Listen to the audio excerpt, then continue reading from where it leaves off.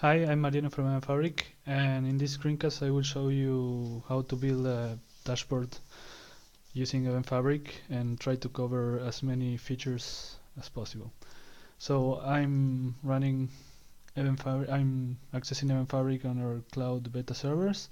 I will log in as a demo user. Second.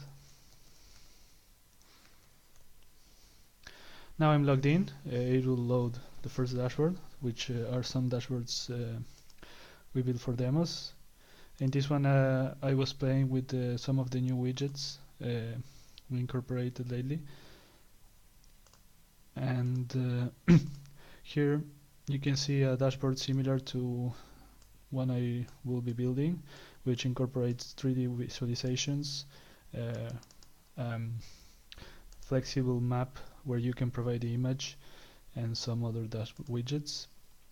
And for example, this is a kitchen sink dashboard where I try to put as many of the widgets we have available as I can. We have much more than this. We have like 25 default widgets, but these tend to be the most common ones. Um, so now let's start creating a new dashboard. So I will expand the left panel and click new.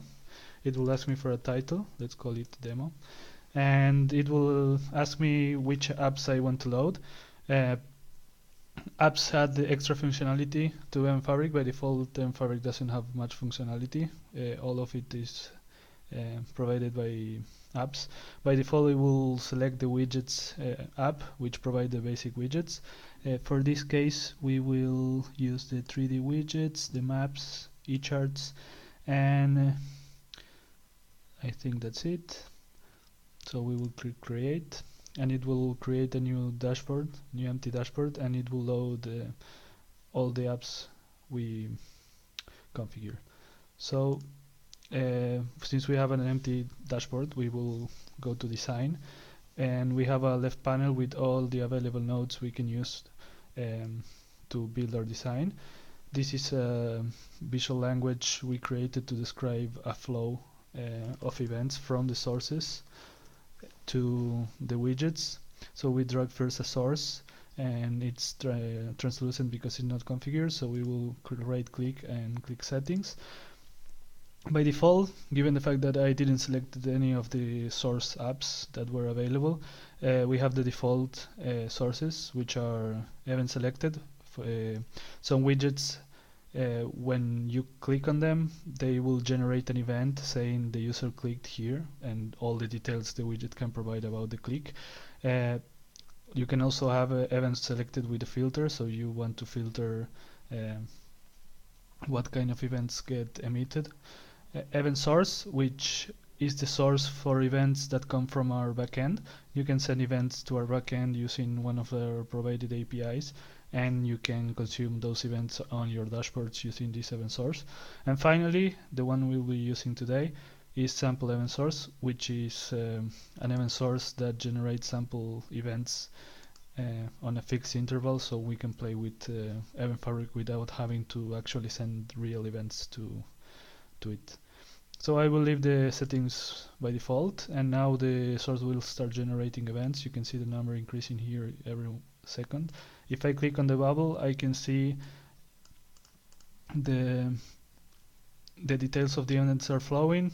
These are the fixed fields, the channel where the event was published, the user that published the event, the time when the event was published, and on the value object, we have the actual data we publish for the event. In this case, it generates a lot of fields that are useful for different widgets: a random value, an amount value, a name of a category that was configured, a continent, country code, country name, the language, and latitude and longitude, and one value for a city. So now we want to, for example, we want to start with the plant. So let's drag and drop a widget, select plant, and select image map. Now we have to provide a URL to an image that will be used as background. Here I will use one we have in the server for demo purposes, and I happen to remember the size of it, so let's click OK. If I close right now, we have a widget which we can drag, we can resize, we can set the title.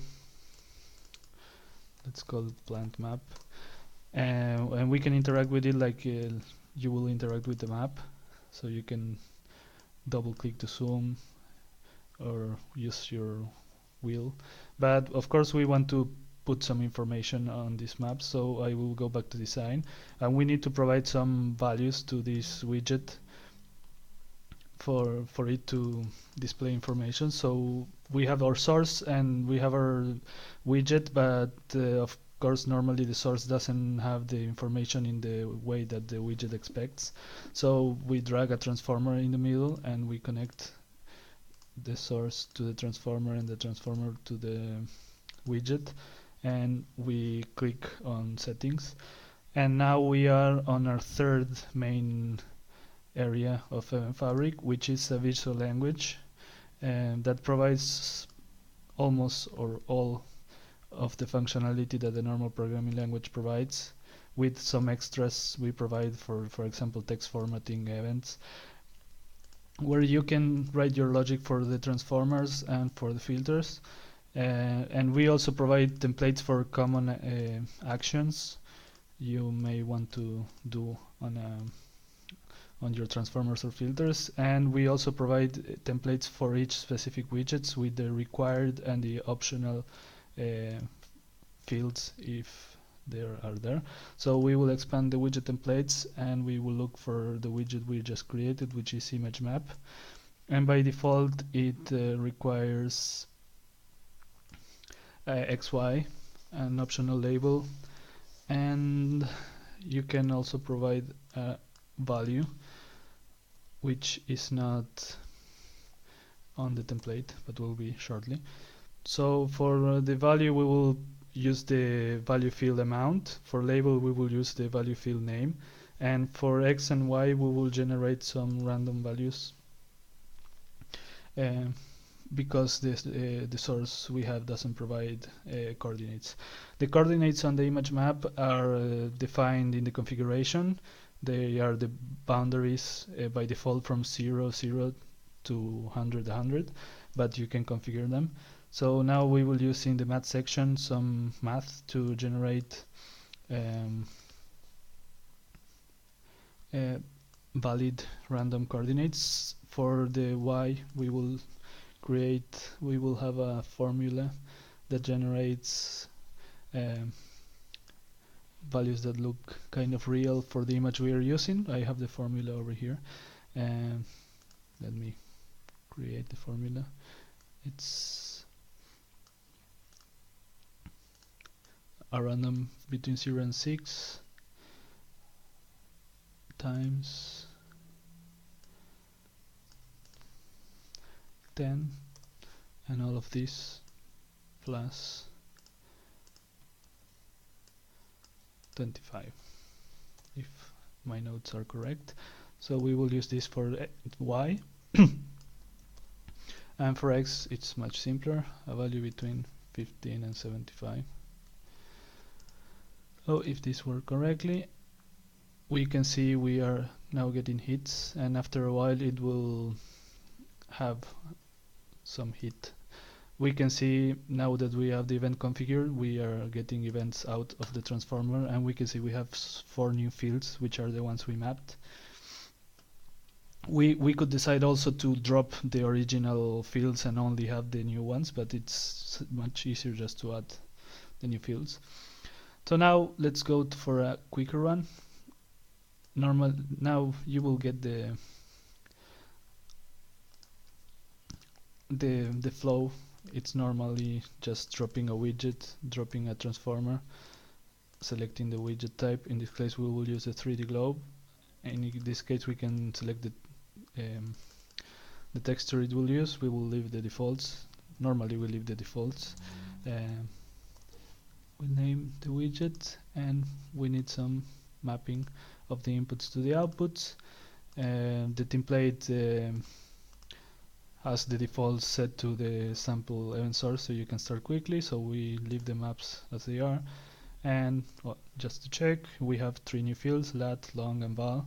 And if we go and rearrange a little bit, we can see that we have our 3D map.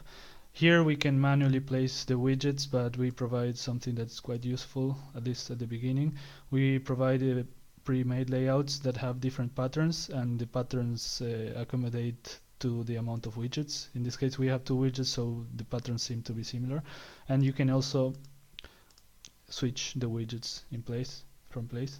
So we will use this layout for now. And now let's go to something else.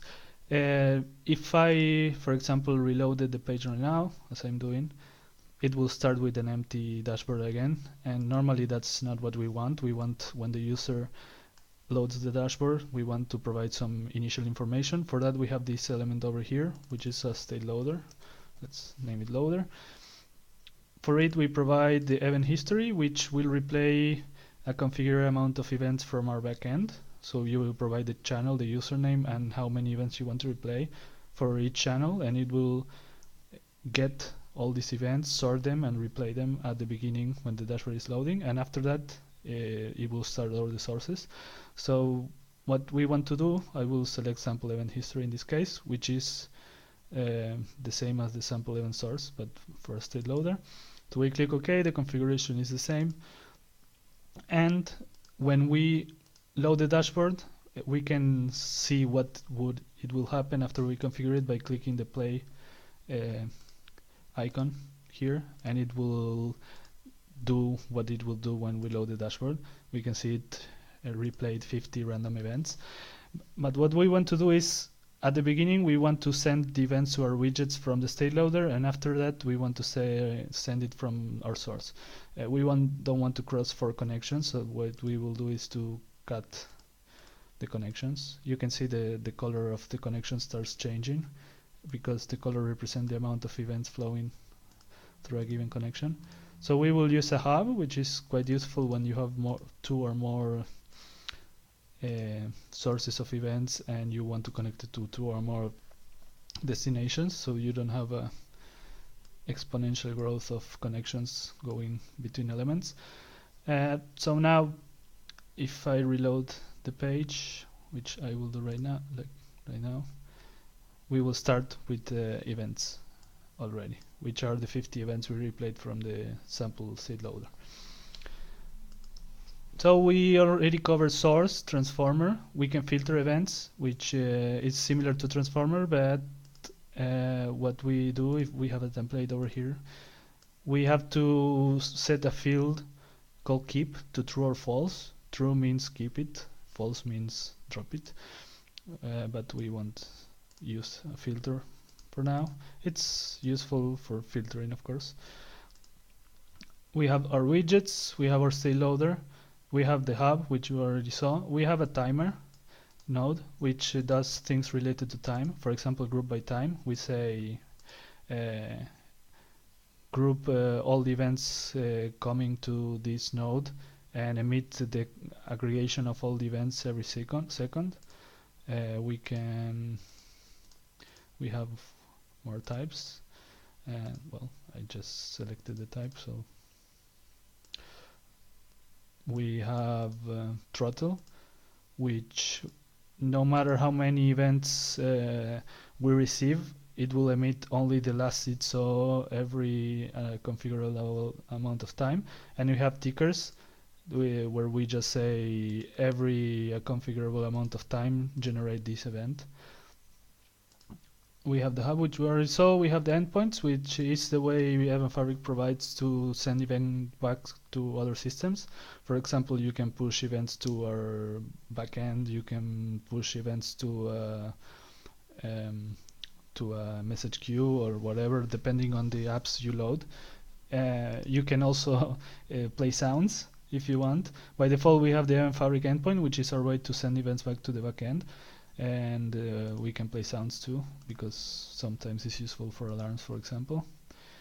And as a last resort, we have the processor, which is a node we don't use very much, but it's like the escape hatch. When all the nodes we have are not enough, you can code in JavaScript to do whatever is needed. We don't use it very much, but it's there in case we need it. So I will just add two more widgets, which are more statistical, let's call it. Let's do a pie chart. We have more than one way to do pie charts. This is the one I like the most. So the default values for this are val, label. In the case of a pie chart, this field is at the moment is required, but we will make it optional in the future because you cannot provide more than one series. And this should be enough. Let's connect it. Name, I didn't describe the fields, but name is a name of a category, and amount is a random value between 0 and 100, which could represent like amount of sales or something like that. Let's name this widget, this node pie, and if we go back, let's use the layout. See, now they start looking different. Let's use this one like this. So our heat map is starting to get some heat, and we can zoom to see in more detail. And we have our pie chart over here. Let's do one more, which has an interesting property we can use now, which is we have the information of the continent and the name of the category, so we can see something like sales by category by continent. So we will use the eCharts bar. We will leave it as default, as we usually do.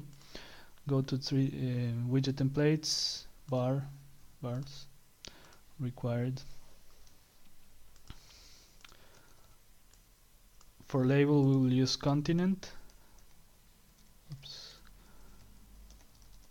And for label, we will use source series, we will use name. For val, we will use amount. And now we have a pie chart, really small one. Let's go with this template again. Let's replace this with, oops. Now we have it.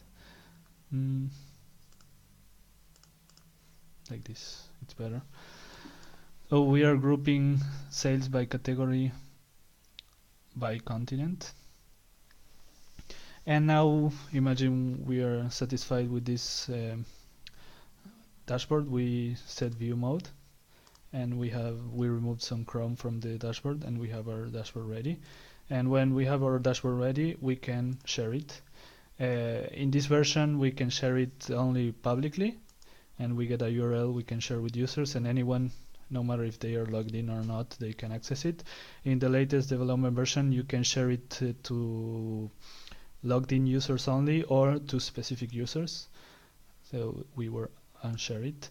And now let's go to the widget demo I built. I will do something here. If I go to design and I drag and drop a source of the type event selected, which has no configuration, and I go here and I click on the new sticker on Egypt and on the pie chart and on the bar chart and on this line on the chart, and I go back to design, I can see the 4 clicks generated events. Depending on the widget, some widgets, since they do aggregation, they cannot provide all the information. They cannot map the click to one event, but to an aggregation of events. In the case of the new sticker, each row on the new sticker is an event, comes from an event, so it can provide the original event for it. In the case of the other 3 clicks I made, it can only tell me, for example, for the bar chart and the pie chart, the category I clicked and the value the slice or the bar I clicked, and on the chart it can tell me the category I clicked, the value, the last value of that category, and the value I selected, which sometimes is enough information. Here you can see widget ID, which is empty on all of them, because on the settings you can provide an ID to each widget, so you can, in this case, tell from which widget the click came from. So for example, you can filter only the clicks that come from some widgets you're interested and drop the other ones, or act differently according to which widget was clicked. What we will do now is we will drag a widget of type template, which is one of the most flexible widgets we have. It's basically a YCWig editor. You see the normal edition capabilities of a rich text editor, but it provides template functionalities. So we can say something like selected. For some reason my keyboard doesn't work. It works. Selected and value dot country name of category value dot name with amount dollar value dot amount, and let's do some formatting. Let's put the country name in bold, the category, let's make it underline, and the amount, let's put some color. So we click OK, and we connect the source to the widget, and now we have one more widget, so let's rearrange it a little bit. And we click on Panama 2, and it will say selected Panama of category food with amount 2. So you select Switzerland, India, and this widget reacts to some action we did on another widget. You can also, for example, instead of having a widget, to have an endpoint, and whenever a user clicks on some place, send an event back to Event Fabric, or send it to a message queue where another system can pick it up. And for example, it can do some action and send an event back to Event Fabric where we can display the result. 1 second.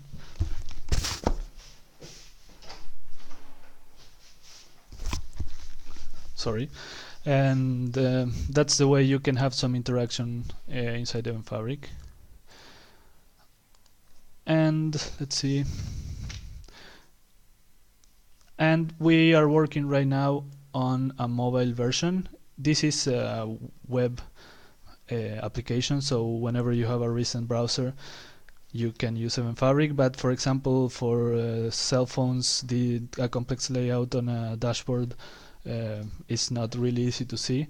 So we provide a read-only viewer for mainly for cell phones.